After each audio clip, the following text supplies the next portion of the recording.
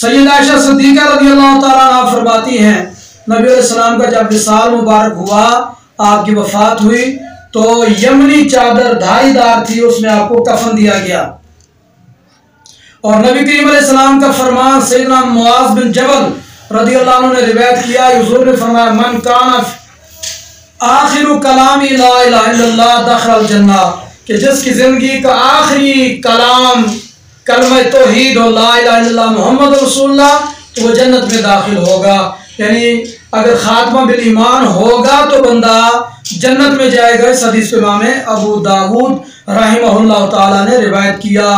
اور حضور علیہ السلام کا فرمان معقل بن یسار رضی اللہ عنہ نے روایت کیا، حضور نے فرمایا اقرأوا سورۃ یاسین علی موتاکم، سورہ یاسین اپنے قریب المرگ لوگوں پر پڑھا کرو، جس سے مرنے والے کو موت میں سہولت اور آسانی ہوتی ہے، برکت ہوتی ہے۔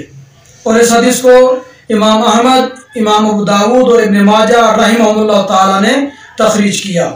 اور اگلی حدیث سیدہ عائشہ صدیقہ ام المومنین رضی اللہ عنہ بیان کرتی ہیں کہ نبی اکرم صلی اللہ علیہ وسلم نے عثمان بن مظعون رضی اللہ عنہ کو اس وقت چوما جب آپ وفات پا چکے، وہ میتن، حضرت عثمان بن مظعون رضی اللہ عنہ کی وفات ہوئی تو حضور نے ان کو چوما اور حضور رو رہے تھے، حتیٰ کہ نبی علیہ السلام کے آنسو مبارک آپ حضرت عثمان کے چہرے پر بہہ گئے۔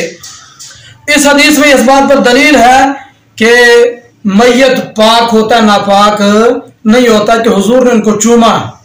اگر ناپاک ہوتے تو حضور نہ چومتے، تو حضور نے ان کو چوما۔ چومنا دلیل ہے کہ میت کیا ہوتی ہے؟ پاک ہوتی ہے۔